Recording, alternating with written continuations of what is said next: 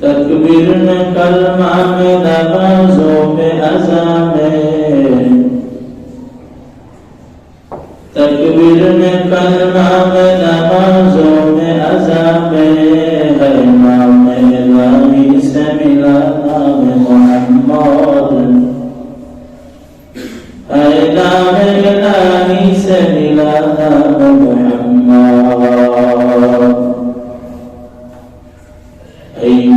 ये महबूब ये मतलब का इशारा,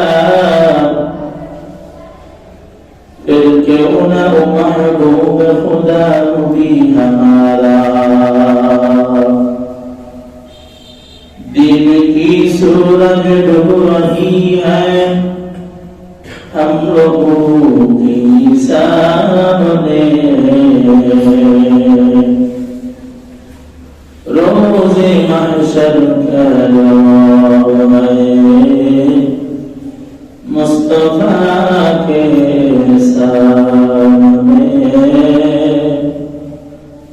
रोज़े महशर का जवाब है मुस्तफा के सामने। दुनिया में हो दुनिया का तलबकार नहीं हो, दुनिया में हो दुनिया का तलबकार नहीं हो। बाजार से गुजर हो खरीदार नहीं हो, बाजार से गुजर हो खरीदार नहीं हो। अल्हम्दुलिल्लाह अल्हम्दुलिल्लाह वकफा वसलामुन अला इबादिही अल्लज़ीना इस्तफ़ा। अम्मा बअदु फ़अऊज़ु बिल्लाहि मिनश शैतानिर रजीम। बिस्मिल्लाहिर रहमानिर रहीम।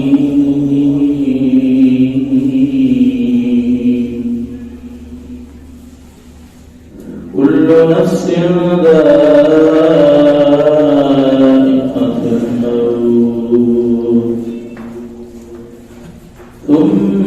सुम्मा इलैना तुरजऊन। सदक़ल्लाहु मौलाना अज़ीम व सदक़ रसूलुहुन नबियुल करीम। व नहनु अला ज़ालिका मिनश शाहिदीन वश्शाकिरीन वज़्ज़ाकिरीन वल्हम्दुलिल्लाहि रब्बिल आलमीन।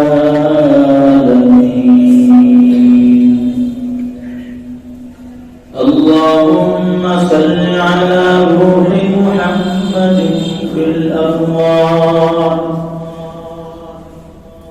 व अला जसदि मुहम्मदिन फिल अजसाद व अला क़ल्बि मुहम्मदिन फिल क़ुलूब व अला क़ब्रि मुहम्मदिन फिल क़ुबूर। तकबीर में कलमा में नमाजों में अज़ा में, तकबीर में कलमा में नमाजों में अज़ा में है नाम इलाही से मिला नाम मोहम्मद, है नाम इलाही से मिला नाम मोहम्मद। ये महबूब ये मतलब का इशारा, फिर क्यों न हो महबूब खुदा भी हमारा। दिन की सूरज डूब रही है हम लोगों की सामने,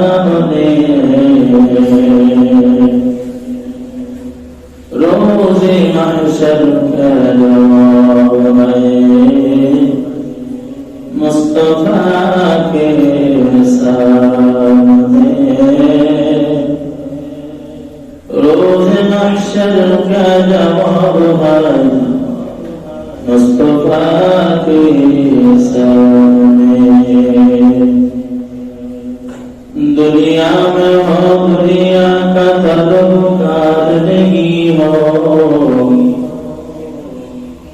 दुनिया में हो दुनिया का तलबगार नहीं हो, बाजार से गुजर हो खरीदार नहीं हो, बाजार से गुजर हो खरीदार नहीं हो। अल्हम्दुलिल्लाह, अल्लाह जल्ल जलालुहु अम्मा नवाज़ुहु दरबारे लाखों कोटि शुक्र এবং সুজুদ যে মহান রব্বুল আলামিন আমাকে আপনাকে মহব্বত করে ভালোবেসে দয়া করে মায়া করে আল্লাহর ইবাদত জুমার নামাজ আদায়ের লক্ষ্যে আল্লাহর ঘরে আমাকে আপনাকে আসার তৌফিক দান করেছেন। অন্তরের অন্তরস্থল থেকে শুকরিয়া জানাই আলহামদুলিল্লাহ। লক্ষ কোটি দুরূদ এবং সালাম সাইয়্যিদুল মুরসালিন রাহমাতুল আলামিন হাবিবে কিবরিয়া আশরাফুল আম্বিয়া সাইয়্যিদুল আম্বিয়া মদিনাতুর রাসূল হযরত জনাবে মুহাম্মদুর রাসূলুল্লাহ সাল্লাল্লাহু আলাইহি ওয়াসাল্লামের উপর গত সপ্তাহে আলোচনা করেছিলাম। সপ্তাহে ওই আয়াতই আলোচনা করার জন্য আপনাদের সামনে তেলাওয়াত করছি। এর আগে আমি আপনাদেরকে বলতে চাই, যেই সবক আপনাদেরকে দেওয়া হয়েছিল এটাকে মুখস্থ করছেন? আলহামদুলিল্লাহ, আওয়াজ আসছে। এরপর আরো একটু আওয়াজ আসতে ভালো হয় না।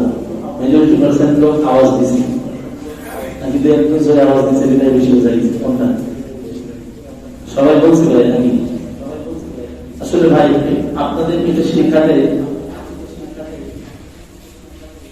এটা আমার একটা দায়িত্ব আল্লাহ তাআলার পক্ষ থেকে।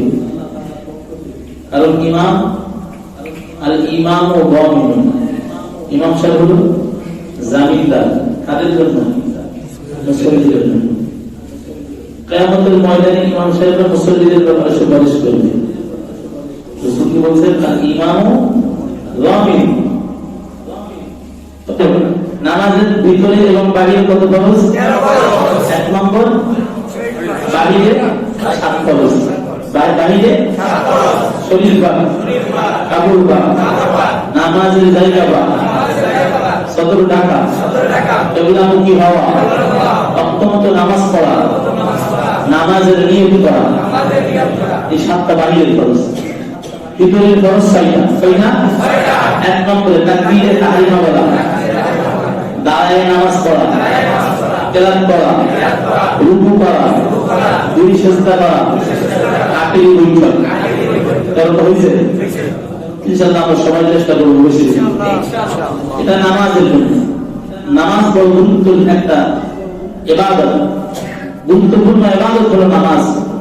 সব থেকে আব্দুল্লাহ ইবনে আব্বাস রাদিয়াল্লাহু তাআলা বলেছেন, বান্দার সাথে আল্লাহর সাথে জোড়ানোর সময় হলো নামাজের সিজদা।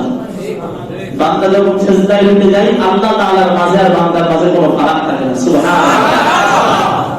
এজন্য নামাজ এত বড় গুরুত্বপূর্ণ জিনিস। রাসূল মৃত্যু বিছানায় এরপরে বলতেছে, উম্মাহ খবরদার, তোমরা নামাজকে ছেড়ে দিও না, তোমরা নামাজকে ছেড়ে দিও না, তোমরা নামাজকে আঁকড়ে ধরো। আর আদেশ রাসূলের আদেশ। এজন্য নামাজ আমরা যারা 5 ওয়াক্ত পড়তে পারি না, আল্লাহ তাআলা যেন আমাদের 5 ওয়াক্ত নামাজ পড়ার তৌফিক দান করেন। আমিন। আর তার আহকাম বুঝে নামাজ পড়ার তৌফিক দান করেন। আমিন। অনেকেই ভাবতেছেন দুনিয়া অনেক দিকে, আমি হয়তো এখনো বয়স হয়েছে আমার 40-50, এখনো হয়তো 80 বছর বাঁচবো, 30 বছর সময় এখনো আছে, আমি দাড়ি রাখবো। এরপরে যখন 50 বছর পার হবে ওই সময় দাড়ি রাখবো, আর এরপরে আমি নামাজ মসজিদে পড়া শুরু করবো, আর একদিনও কামাই করবো না, 1 ওয়াক্ত নামাজ কামাই করবো। এইরকম নিয়ত করে অনেকেই বসে আছে। একজন কি গ্যারান্টি দিতে পারবেন যে আমি আর 30 বছর বাঁচবো? একজন পারবেন 30 বছর বাঁচবো, 20 বছর বাঁচবো, 10 বছর বাঁচবো, 5 বছর বাঁচবো? একটা দিন দুনিয়াতে বাঁচবো, সেকেন্ড আলী রাদিয়াল্লাহু তাআলা আনহুকে আল্লাহ নবী বলতেছেন, ও আলী, তুমি মৃত্যুকে কতটুকু কাছে মনে করো? হযরত আলী রাদিয়াল্লাহু তাআলা আনহু বলেন, আমি জোহরের ওয়াক্তে ওযু করছি, আসরের ওয়াক্তে ওযু করতে পারবো কিনা এটা নিশ্চয় জানি। মৃত্যু এতটুকু কাছে মনে করি। আল্লাহ নবী বলতেছেন, না ও আলী, তুমি যেটা ভাবছো এটা তো অনেক বড় ব্যাপার। এক ওয়াক্ত আর এক ওয়াক্ত, তুমি নামাজের ভিতরে আসো, এক কাজে সালাম ফেরাইছো, আর এক কাজে সালাম ফেরাইতে পারবা কিনা এর কোনো নিশ্চয়তা নেই। মৃত্যু এত কাছে। তো ইমাম গাযালি রাহমাতুল্লাহ আলাইহি বলতেছেন যে একজন ব্যক্তি তাকে একটা ঝুড়ি হাতে দিয়েছে। কি দিয়েছে? একটা ঝুড়ি, ছিলেন না? একটা ঝুড়ি তার হাতে দিয়ে বলতেছে, দাও। একটা বাগান, বড় একটা বাগান, বলে তুমি এই ঝুড়ি, ওই বাগানের ভিতর থেকে ফল, আম গাছ, ওর ভিতরে আম গাছ আছে সব বাগানের ভিতরে, কথা তো বিভিন্ন জাতের আম আছে না নাই? তো বলতেছে, তুমি এই ঝুড়িতে এক ঝুড়ি আম বাগানের শুরুতে ঢুকবা, আর বের হওয়ার সময় এক ঝুড়ি নিয়ে বের হবো। শর্ত হলো পিছন দিকে যাইতে পারবা না। শর্ত কি? পিছনে ফিরতে পারবা না। তুমি বাগানের শুরুতে ঢুকবা আর বের হয়ে আসবা, পিছনে যাওয়ার সুযোগ নাই। এর ভিতরে তুমি এক ঝুড়ি আম ন্যস্ত হবে। এখন ওই লোকটা বাগানে ঢুকে গেছে, ঢুকেই দেখতেছে কত সুন্দর সুন্দর ফল জমিনের ভিতরে পড়ে আছে। সে কুড়াইছে, কি করছে? আমগুলা করছে, সব ঝুড়ির ভিতরে দিচ্ছে, এক ঝুড়ি আম। সামনে গিয়ে কিছু দূর যেই দেখতেছে এত সুন্দর সুন্দর আম, পিছনে যে আম সাথে করে নিয়ে আসছে ওর চাইতে বেশি দামি দামি সুন্দর সুন্দর, ওই আমগুলো ফেলাই দিচ্ছে, দিয়ে আবার এই আম তার ঝুড়ির ভিতরে দিচ্ছে। আস্তে আস্তে আস্তে আস্তে আস্তে আস্তে সামনে যাচ্ছে। সামনে যাইয়া দেখতেছি যে আম দ্বিতীয়বার ফুটে তার ঝুড়ির ভিতরে নিছে, এর চাইতে আরো দামি দামি সুন্দর সুন্দর আম সামনে। ভাবতেছে হয়তো বাগানের শেষ পর্যন্ত গেলে আমি হয়তো সব থেকে দামি দামি আম ওখানে পাবো। এখন ঝুড়ি আমি যদি পরিপূর্ণ ভর্তি করে যদি আমার কাঁধে নিয়ে চলে যাই তাহলে আমার বড় কষ্ট হবে। তার চাইতে দরকার কি, ঝুড়ি খালি রেখে একেবারে শেষ মাথা থেকে এক ঝুড়ি আম বুঝাই করে নিয়ে চলে যাবো, তার কাছে গিয়ে এক ঝুড়ি আম দিয়ে দেবো। এই নিয়ত করে সে এখন চলতেছে। ঝুড়িটা আম নাই, কি নাই? ঝুড়িটা এখন আর আম নাই। এখন সে চলতেছে, চলতে চলতে চলতে চলতে দেখতেছে আরো দামি আম, আরো দামি আম। সামনে যাইতে যাইতে এক পর্যায়ে দেখতেছে সামনের গাছগুলা, গাছের পাতাও নাই, আমও নাই, একেবারে গাছ শুকনা পড়ে ওই গাছ দাঁড়ায় আছে। এখন সে পিছনের দিকে আর যাইতে পারবে? নবীর উম্মত ইমাম গাযালি রাহমাতুল্লাহ আলাইহি এই ঘটনা থেকে কি বুঝাইবে? ইমাম গাযালি রাহমাতুল্লাহ আলাইহি কি বুঝাইবে? এর মানুষ, মায়ের গর্ভ থেকে তুমি দুনিয়াতে আসছো, আল্লাহর বিধান তুমি আমল করিয়া ওই কবরের ভিতরে আসো। قال الغزال الدنيا مزرعة الآخرة। ইমাম গাযালি রাহমাতুল্লাহ আলাইহি বলতেছেন, এই দুনিয়াটা হলো নেকি কামাইবার স্থান। দুনিয়ার ভিতরে কৃষক ফলন ফলাই, এই সিজনে, আমাদের সিজনে ধান করে আর ভাবে 6 মাস বসে বসে খাবো, ঠিক কিনা? দুনিয়ার ভিতরে আল্লাহ পাঠাইছেন, ও দুনিয়ার মানুষ, আল্লাহ কেন পাঠাইছেন বলেন নাকি? কামাই করিয়া কবরে আসো। তোমার পাঠানো হয়েছে দুনিয়ার শ্বাস সজ্জা, দুনিয়ার এই বিলাস বহুল দুনিয়া, এত নাজ নিয়ামত দেওয়া হয়েছে। এই নাজ নিয়ামত পাইয়া সামনে ঘুরতে ঘুরতে এমন যেন না হয় আগামীতে নামাজ পড়বো, আগামীতে দাঁড়িয়ে রাখবো, আগামীতে রবের বিধান মানিয়া আল্লাহর দুনিয়া থেকে বিদায় নিব। এরে বাবা, এমনও হইতে পারে যে নিয়ত আপনি করছেন ওই দিন আপনার নাও আসতে পারে। গতদিন এই যে ঘটনা আপনাদের সামনে বলেছিলাম, আমার হুজুরের ঘটনা, হুজুরের কাছে বারবার আসতে আর বারবার বলতেন, হুজুর আমি আগামী জুম্মা থেকে নামাজ পড়া শুরু করে দিব, আর জীবনে কোনদিন এক ওয়াক্ত নামাজ আদায় করব না। হুজুর ফজরের নামাজ চলে গেছে, আজকের থেকে আর নামাজ পড়বো না, সামনের জুম্মার দিন ফজরের থেকে নামাজ শুরু করবো। হুজুর বলতেছেন আল্লাহর বান্দা জুম্মার নামাজ পড়তে আসতে গিয়ে রোড অ্যাক্সিডেন্টে মারা যায়। হয়তো আপনি ভাবতেছেন 40 বছর বয়স, ও যুবক ভাই, আপনি হয়তো ভাবতেছেন আমার 25 বছর বয়স, হয়তো ভাবতেছেন আপনার বয়স 20 বছর বয়স, 18 বছর বয়স, এগুলা কিন্তু তুমি 18 পার করিয়া 20-এ আসবা, 20 থেকে পার হইয়া যে 25-এ তুমি আসবা, এর কোন গ্যারান্টি আছে নাকি? যদি এর কোন গ্যারান্টি না থাকে, ও আল্লাহ বললাম, তাহলে কেন তুমি আগামীর চক্করে খপ্পরে পড়িয়া আসো? দুনিয়াটা হলো ধোঁকার ঘর। ওয়ামান হায়াতুদ দুনিয়া ইল্লা মাতাউল গুরুর। এই দুনিয়াটা হলো ধোঁকার ঘর, ধোঁকার ধোঁকা। দুনিয়াটা কেমন? আল্লাহ এক গোলাম রশিদ আহমদ গঙ্গুহি রহমাতুল্লাহ আলাইহি দুনিয়ার উদাহরণ এমন ভাবে দিয়েছেন, উনি বলতেছেন এই দুনিয়াটা যদি, এই দুনিয়ার উদাহরণ এমন একটা সুন্দর চাকচিক্যময় একটা প্যাকেট, একটা থালা, আর ওই থালার ভিতরে যদি পায়খানা রাখা হয় আর সুন্দর জরি কাগজ দিয়ে যদি ওইটাকে মোড়াত করে দেওয়া হয়, এখানকার যারা আছে সবাই জানে যে এখানে এমন একটা প্লেট বা পাত্র রাখা আছে, যেই পাত্রের ভিতরে পায়খানা আছে, এত সুন্দর, লক্ষ টাকা দাম, হাজার লক্ষ টাকা দাম প্লেট। এই প্লেটটা সকলেই জানে তার মাঝখানে পায়খানা আছে।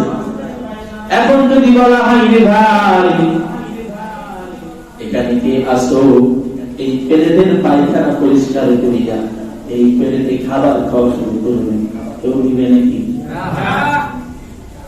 ওই খাবার তো আপনি খেয়েছেন, আপনি আবার ওই খাবার প্লেটের ভিতরে আবার উঠছে, ওই জিনিসটা যেমন মানুষ নেয় না, এত চাকচিক্যময় জিনিস, কিন্তু পায়খানার কারণে যারা আকলমান ব্যক্তি তারা ওইটা গ্রহণ করে।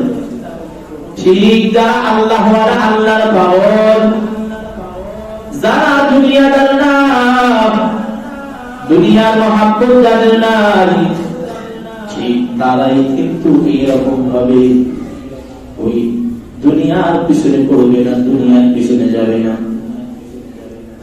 আর দুনিয়া উদ্ভিদাতু ওয়া তালিবুহা কিলাব। বুজুর্গানে জিজ্ঞাসা করেছে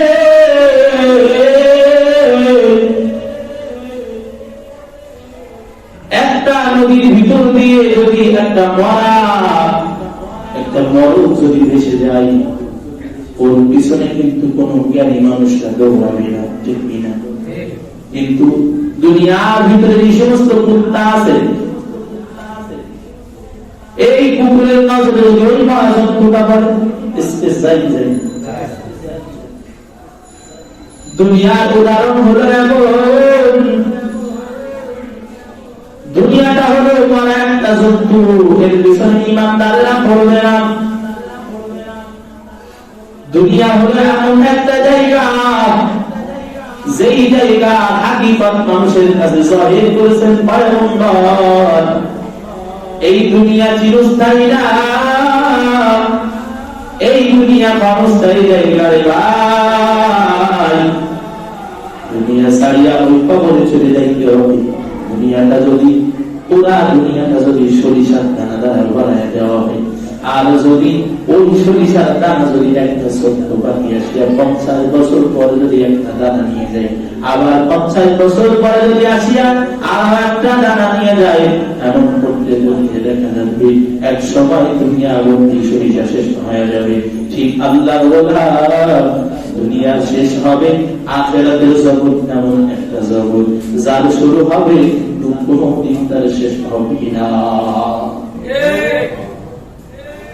সুতরাং জ্ঞানী মানুষরা জানেন এর ভিতরে পায়খানা দুনিয়াটা হইল যুবতী নারীর মতো খুব মানুষের আকর্ষণ, যুবতী ভয়ে সকল বৃদ্ধা হয় করে তারা কেউ লাভ দেয় না। এই বাবা দুনিয়াটা তো এমন রশিদ আহমদ গঙ্গোহী বুঝাইছেন যারা আল্লাহ ওয়ালা হবে, যারা আল্লাহর সন্তানে ব্যস্ত থাকবেন দুনিয়া সন্তান তারা করবে না। যারা আল্লাহকে তালাশ করবে আল্লাহ তাদেরকে দুনিয়া পিছনে লাগাই দিবেন। আর যারা দুনিয়া তালাশ করবে দুনিয়ার গাড়ি গাড়ি বাড়ি বাড়ি নারী নারী এই জিকির যারা করতে থাকবে আল্লাহ বলে ওই বান্দা থেকে আমি দুনিয়াটাকে আরো দূরে পাঠাই দেব। এর নবীর উম্মতের দল, এজন্য কবরে যাওয়া লাগবে, ইচ্ছা থাকুক আর নাই থাকুক। ওই কবর আমাকে ডাকতেছে আর বলতেছে দুনিয়া আমার ভিতরে আসো, আমার ভিতরে আসতে হলে তোমার আমলে সালেহ করিয়ে আসতে হবে। ইয়া আইয়ুহাল্লাযীনা আমানুত্তাকুল্লাহ, ইয়া আইয়ুহাল্লাযীনা আমানুত্তাকুল্লাহ হাক্কা তুকাতিহি ওয়া লা তামুতুন্না ইল্লা ওয়া আনতুম মুসলিমুন। আল্লাহ তাআলা বলতেছেন খবরদার মুসলমান না হইলে কেউ কবরে আসিও না। আল্লাহর নবী বলতেছেন দুনিয়ার মানুষ যদি জানতো কবরের হালাত কত ভয়ঙ্কর। হযরত আলী রাদিয়াল্লাহু তাআলা রাসূলের হাদিস বয়ান করেন, বলেন আল্লাহর নবী বলেছেন দুনিয়ার মানুষ যদি জানতো কবরের হালাত কত ভয়ঙ্কর, লাশকে তারা কবরে সাহিত্য করতো না, কোন লাশকে তারা কবরে রাখতো না। কবর কত ভয়ঙ্কর, কবর কত ভয়ানক জায়গা রে ভাই। আল কবরু রাউদাতুম মিন রিয়াদিল জান্নাহ আও হুফরাতুম মিন হুফারিন নার। কবর কারো জন্য হবে জান্নাতের বাগান, আবার কারো জন্য কবর হবে জাহান্নামের চুলা। এর নবীর উম্মতের দল ডক্টর তারেক মাহমুদ চোখে দেখা কবরের আযাব কিতাবের ভিতরে লিখেছেন। ডক্টর তারেক মাহমুদ দুনিয়ার আযাব সম্পর্কে ঘটনা লিখতে গিয়ে বলছেন, ও দুনিয়ার মানুষ চোখে দেখা কবরের আযাব তোমাদের সামনে লেখা হলো একটা ঘটনা, নজিরবিহীন একটা ঘটনা। ভারতের সাথে পাকিস্তানের যুদ্ধ চলতেছিল, বর্ডার এলাকা নাম হলো রাওয়ালপিন্ডি। এই রাওয়ালপিন্ডির ভিতরে একটা কবরস্থান, এই কবরস্থানের ভিতরে পাকিস্তানি সেনাবাহিনীরা আস্তানা গাড়িয়া ওই কবরস্থানের ভিতরে তারা থাকা শুরু করে দেয়। এক পর্যায়ে একদিন হঠাৎ করে একজন সেনাবাহিনী একজন সৈনিক তার কানের ভিতরে কটমট আওয়াজ, কানের ভিতরে এমন বিকট আওয়াজ যে আওয়াজ শুনিয়া বান্দা আর দিল থাকতে পারে না। শরীরের ভিতরে জ্বালা, শরীরের ভিতরে ব্যথা শুরু হয়ে যায়, আর কানের ভিতর থেকে এমন আওয়াজ, ওর থেকে আসতেছে এত ভয়ঙ্কর আওয়াজ। এইটা তালাশ করার জন্য আল্লাহর গোলাম বের হয়ে যায়। কবরস্থানের ভিতর থেকে হয়তো আওয়াজ আসতেছে, বের হয়ে নজর করতেছে কোথা থেকে আওয়াজ আসতেছে। না জানি শত্রুরা আমাদের রাস্তা জানিয়া ফেলল, শত্রুরা কি আমাদের ঘিরে ফেলছে নাকি আমাদেরকে সংকেত দেয়। দেখার জন্য আল্লাহর গোলাম বের হয়ে যায়। বের হয়ে তালাশ করতে করতে হঠাৎ করে নজর করে দেখতেছে যুদ্ধের সরঞ্জাম, বন্দুক, রাইফেল গুলো একটা কবরের ভিতরে রাখছেন। ওই কবরটা এক সাইড থেকে ফাঁকা, কবরের ভিতরে একটা লাশ, একটা এমন একটা লাশ কবরের ভিতরে, গায়ের ভিতরে কোনো মাংস নাই, হাড়গুলি শুধু কবরের ভিতরে পড়ে আছে।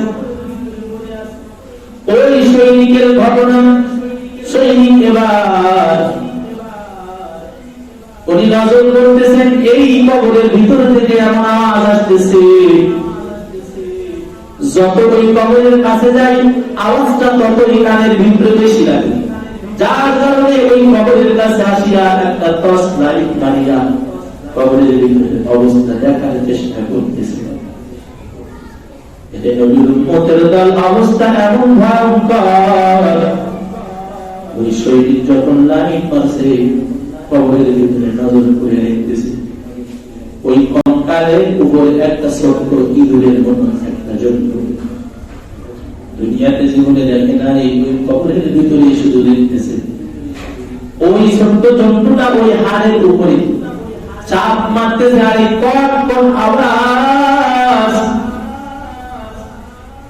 এই আওয়াজ তার কানের ভিতরে আসতেছে, সামান্য হাড়ের উপরে শুধু কামড় দিতেছে, আর এইরকম ভয়ঙ্কর আওয়াজ কানের ভিতরে বসতেছে।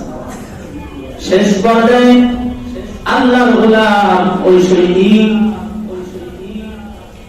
ওই কবরের ভিতরে এই জন্তুটা কামড়াইতেছে, সে মনে করলো হয়তো কোনো কিছু হতে পারে, তো রাইফেল দিয়ে সে তাক করছে ওইখানে মেরে ফেলবে, যাতে ওই রকম আওয়াজ আর না করতে পারে। যখন রাইফেল তাক করছে সঙ্গে সঙ্গে সে নিশানা লাগাইছে, ওখানে কোনো জন্তুই নেই, ওখানে কিচ্ছু নাই, দেখা যায় না। আবার সরাইছে, আবার আওয়াজ, আবার দেখতেছে, তো দেখা যায় ওই জন্তুটা আবার দেখা যাচ্ছে। যখন আবার রাইফেল তাক করছে আবার হাওয়া হয়ে যাচ্ছে। এক পর্যায়ে সে ভাবতেছে এখন রাইফেল তাক করে আর গুলি করার দরকার নাই, একটা গুতা দিই, রাইফেল দিয়ে একটা গুতা দিই, তাইলে হয়তো চলে যাবে।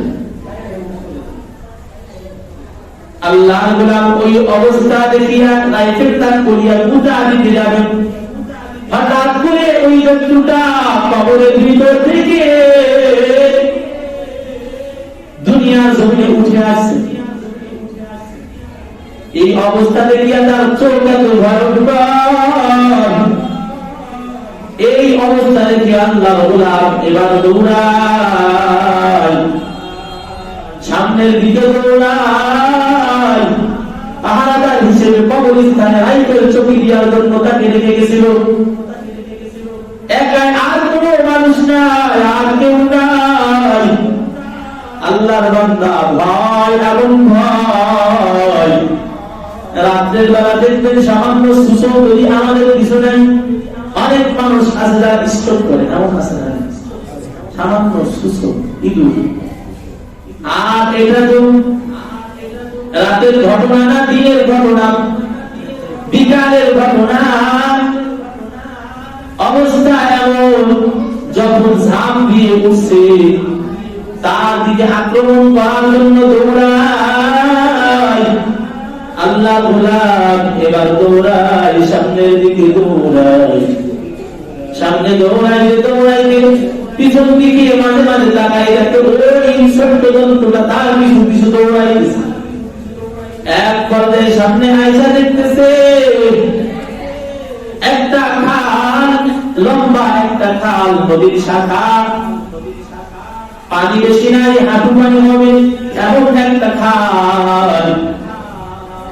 আল্লাহর বান্দা এবার ওই খালের কান্দায় আসিয়া, নদীর কান্দায় আসিয়া পিছনের দিকে তাকায় দেখতেছে ওই জন্তুটা দৌড়াইতে দৌড়াইতে আসতেছে। এক পর্যায়ে সে ভাবলো আমি যদি নদীর পানির ভিতরে নেমে যাই ওই জন্তুটা আর নদী পার হতে পারবে না, নদী পার হইতে পারবে না, আমার আর কামড়াইতেও পারবে না, কিছুই করতে পারবে না। আল্লাহর গোলাম এবার কাছে আসতে না আসতে নদীর ভিতরে ঝাঁপ দিয়েছে। ঝাঁপ দিয়া নদীটা পার হইয়া এখনো নদীর ভিতর থেকে উঠে নাই, হাঁটু পর্যন্ত পানির ভিতরে আছে। হঠাৎ করে পিছনের দিকে নজর করতেছে, কি ব্যাপার, ওই জন্তুটাকে আমার কিছু এখনো আসতেছে নাকি, নদী কি পার হবে নাকি? বলে দেখি যে না, নদী কিনারায়, পানি কিনারায় ওই জন্তুটা দাঁড়ায় গরম নজর দিয়ে ওই সেনাবাহিনীর দিকে তাকায়। ওই সময় তার গরম চোখ, তার ওই অবস্থা দেখার জন্য ওই সৈনিক ওই পানির ভিতরে দাঁড়াইয়া দাঁড়াইয়া তামাশা দেখতেছে। হঠাৎ করিয়া দেখে ওই ছোট্ট জন্তু সঙ্গে সঙ্গে তার জিহ্বাটা পানির ভিতরে লাগাইয়া দিছে।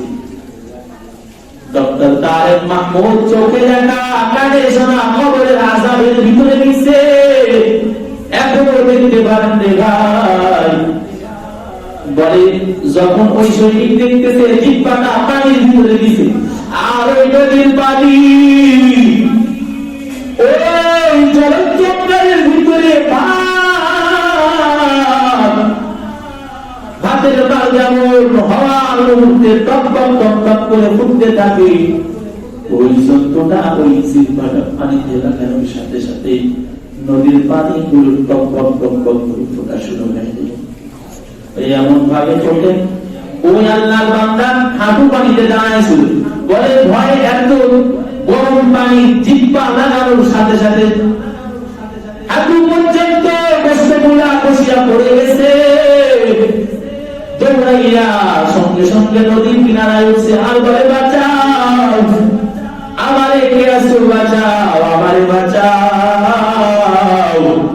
এমন ভাবে চিল্লানির আওয়াজ, এই আওয়াজ পাইয়া সৈনিকের দল নদীর পাড়ে যুদ্ধ করতেছিলেন। আওয়াজ কানের ভিতরে পাইয়া দৌড়ায়, বলে কে জানতেছে না জানি আমাদের পিছন দিক থেকে আক্রমণ করছে। এমন কান্নার আওয়াজ, সৈনিকেরা দৌড়ায় এসে দেখে তাদের ওই পাহারাদার যারে কবরের ওই স্থানে রাখিয়া তারা আসছিল যুদ্ধের ময়দানে। এবার বলতেছে কি ভাই কিভাবে তোমার এমন হইল? ঘটনা ক্লিয়ার ভাবে বলল, দামি চিকিৎসার জন্য পাকিস্তানের বড় হসপিটালে পাঠাইয়া দিল। 5 বছর হয়ে যায় কিন্তু পায়ের কোনো পরিবর্তন নাই, হাঁটু পর্যন্ত কষ্টগুলো খসিয়া পড়ে গেছে। এর নবীর উম্মতের দল শেষ পর্যায়ে ডাক্তারেরা প্রাথমিক চিকিৎসা উন্নত চিকিৎসা সব রকম করছে কিন্তু ভালো হয় না।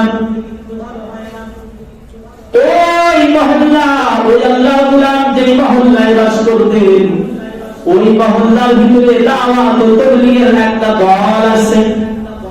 মানুষকে বোঝায় ভাই আসো আল্লাহ পরিচয় নাও, আল্লাহর বিধান পালন করো, নামাজ পড়ো, দ্বীনের দাওয়াত পৌঁছে। কবরের আযাবের কথা বলাই, বিকেল বেলা কাজ করিয়া দাওয়াত দিয়েছেন, মাগরিবের পরে ইমান ও দ্বীনের কথা হবে।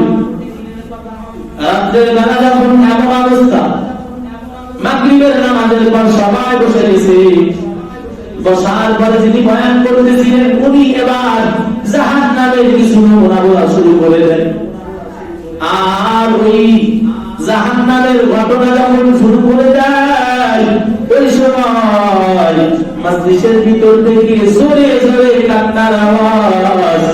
কি ব্যাপার কে কাঁদতেছে, কেন কান্না করতেছে রে ভাই?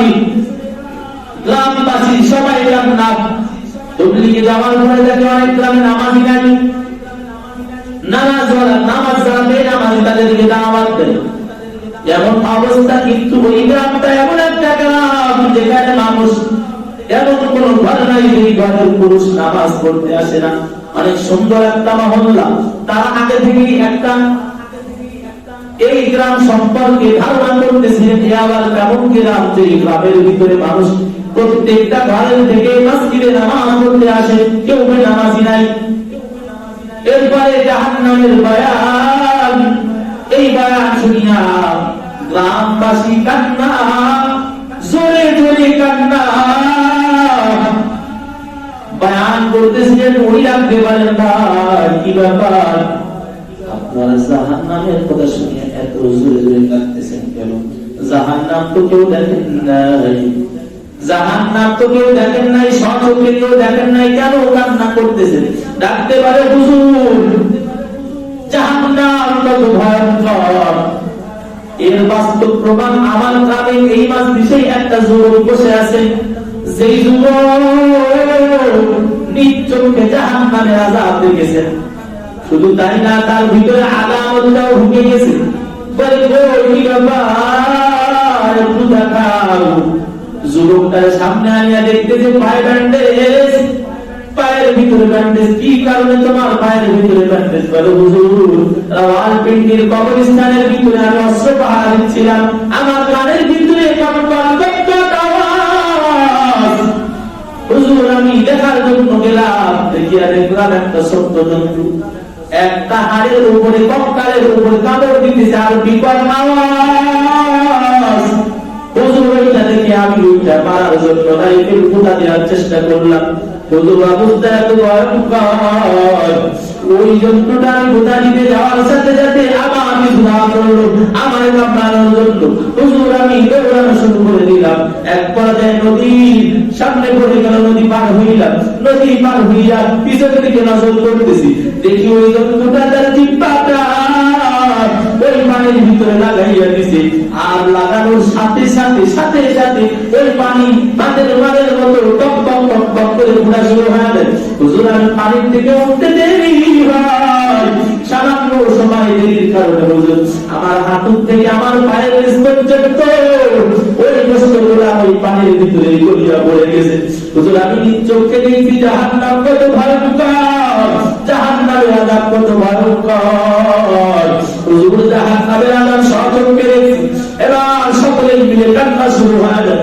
এর নবীর উম্মতরা কবর এমন একটা জায়গা, ওখানকার হালত কেউ বলতে পারে না।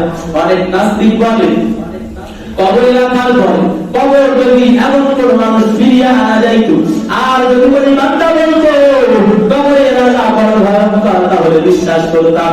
তারা কেন এই কথা বলে জানেন? এই জন্য কথাগুলো বলে যে কবর থেকে ফিরত আসাও কোনোদিন সম্ভব না, ঘটনা বয়ান করাও কোনোদিন সম্ভব না, ঠিক কিনা? এর নবীর উম্মতের নাস্তিকরা এমন কথা বলে কবরে যদি আযাব হয়, ও হুজুর আপনারা যে বয়ান করতেছেন কবরের আযাব, জাহান্নামের আযাব, এই সমস্ত ঘটনা যে আপনারা বলেন নিজে চোখে দেখছেন নাকি? হুজুর আপনাদের কাছে কি কোনো ভাইয়ের আসিয়া দুনিয়ার ভিতরে বলে গেছে নাকি যে জাহান্নামের আযাব কত ভয়ঙ্কর? এ আল্লাহর গোলাম, আমার দেশের ঘটনা, আমার দেশের ভোট সেন্ট্রাল কবরস্থানের ঘটনা আজ থেকে 7 থেকে 8 বছর আগে অনেক বৃষ্টি এই বৃষ্টির ভিতরে কবরস্থানের ভিতরে পানি জমিয়া গেছে, এখনো অনেকের ভিতরে ছাদ দেয়া গেছে, কবরস্থানের ভিতরে পানি জমা।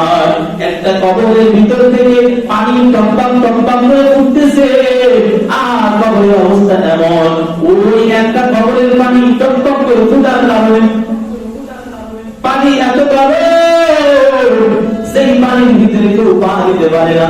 এই আল্লাহর গোলাম, কবরের আযাব সত্য হুজুররা বলতেন বারবার, বিশ্বাসটা আমার করিয়া দেন, কবরে যাওয়ার পরে বুঝবি কবরের আযাব সত্য নাকি মিথ্যা। আল্লাহ দুনিয়াতেও দেখায় দেয় মানুষদেরকে বুঝানোর জন্য, মানুষদেরকে ফিকির করার জন্য। আফালা তাতাফাক্কারুন আফালা তাকিলুন।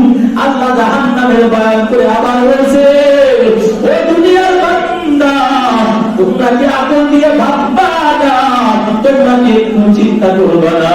এর নবীর উম্মতের দল ওই হোসেনদার কবরস্থানের অবস্থা এমন, কবরস্থানের ভিতরে পানি গরম, অনেক বিজ্ঞানী ক্লাস ছিল ওখানে। আয়েশা বলতে হয়তো এর ভিতরে কোনো কয়লার খনি আছে, না হয় হয়তো গ্যাসের খনি আছে। আল্লাহর গোলাম, ওই কবরের ভিতরে এবার তারা পরীক্ষা নিরীক্ষা করতে গিয়ে দেখে এই কবরের ভিতরে কোনো গ্যাসের খনিও নাই, এই কবরের ভিতরে কোনো ওই কয়লার খনিও নাই। এবার খবর নেওয়া শুরু করলো, এটা কার কবর, কার কবর, একটু তালাশ করে দেখো কার খবর। এবার তালাশ করতে করতে পাওয়া গেল 3 থেকে 4 বছর আগে একটা মেয়ে ওই বেশ্যাখানায় কাজ করতো, ওই নর্তকী বাড়ি থাকতো, দেহ ব্যবসা করিয়া চলতো।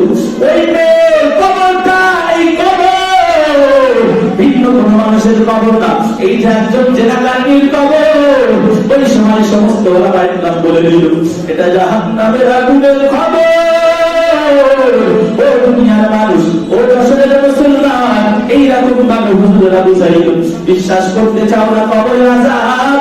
আল্লাহ তাআলা জানাই দিলেন কবরের কবরের আযাব কত ভয়ঙ্কর। আজকে বিশ্বাস করতে চাও না রে ভাই, ওই আগামীর খপ্পর করিয়া ওই জীবনটাকে হারাই কাটাইতেছো। আল্লাহর কাছে তওবা করে ফিরে আসো রে যুবক। এর বৃদ্ধ বাবা আর কতদিন এমন ভাবে জীবন যাপন করবে? আল্লাহর কাছে তওবা করিয়া ফেরত আসে। আল্লাহর কাছে বলেন রে মালিক, ভুল করেছি, জীবনটাকে হারাই কাটায় বাড়াইছি। ও আল্লাহ, জাহান্নামের আযাব আমি সহ্য করতে পারবো না। আল্লাহর কাছে তওবা করে নেন। আল্লাহ তাআলা বলেন, ও বান্দা, আমি আল্লাহর কাছে তওবা করতে দেরি হয়। লা তাকনাতু মির রাহমাতিল্লাহ, ইন্নাল্লাহা ইয়াগফিরুয যুনুবা জামিআ, ইন্নাহু হুয়াল গফুরুর রহিম। আল্লাহ বলেন, বান্দা, তুমি 1000 বছর গুনাহ করেছো, এ বান্দা 70 বছর গুনাহ করেছো। তোমার হায়াতের 70 বছর আল্লাহর নাফরমানিতে কাটাইছো।